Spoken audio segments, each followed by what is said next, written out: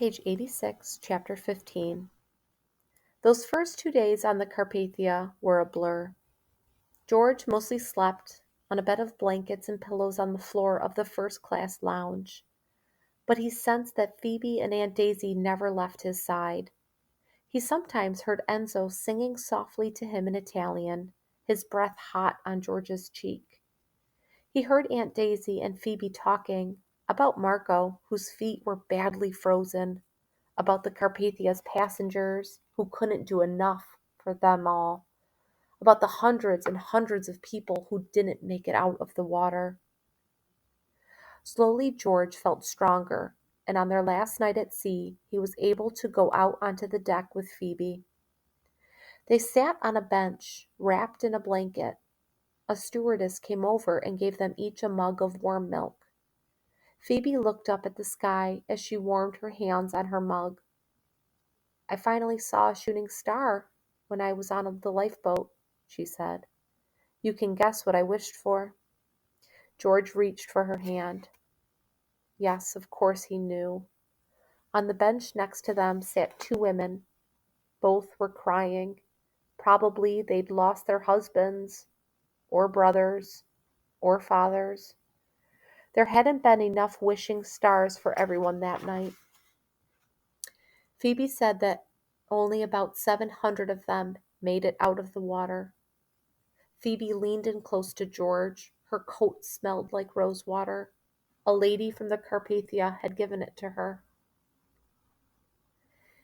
"Have you wondered," she asked quietly, "if maybe there really was a curse?" At first George didn't understand that Phoebe was talking about the mummy. With all that had happened, George hadn't thought about it. But now it hit him. How strange it was that the ship had collided with the iceberg at the exact moment the scar-faced man had opened the lid of Mr. Burroughs' crate.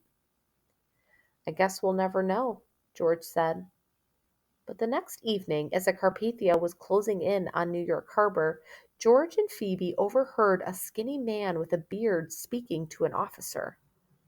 "Before the Titanic, I was traveling in Egypt, a place called Thebes," the man said. "I explored a magnificent tomb of a royal family."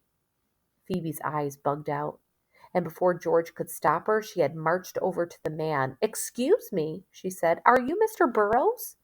"Yes, I am," the man replied. Phoebe took a breath. "Mr. Burroughs," she said, "this might sound like a very strange question, but did you bring a mummy on board the Titanic?" The man looked at Phoebe. "A mummy?" he said. "Yes," she said. "We heard it was a princess."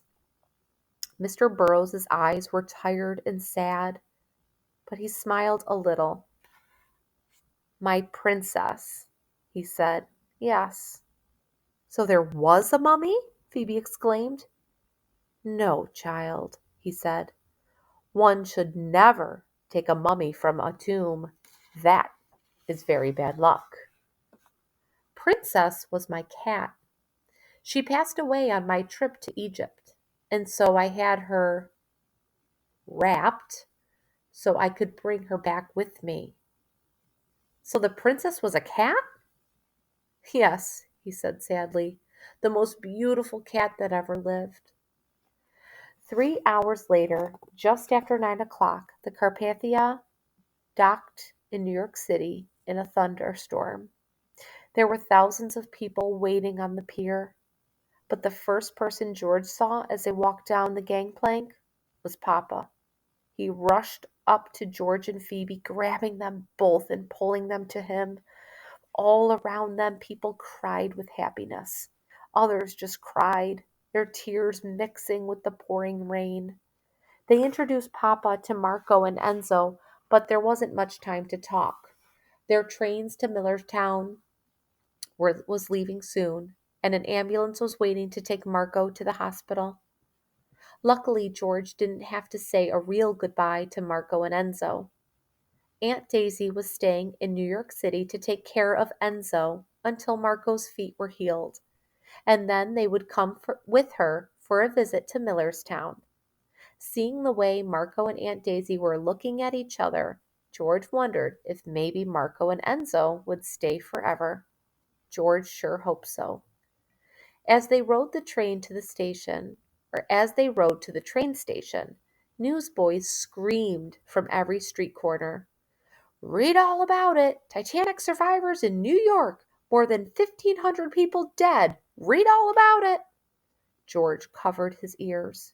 He wanted to forget everything about the Titanic. He wanted to put it out of his mind forever.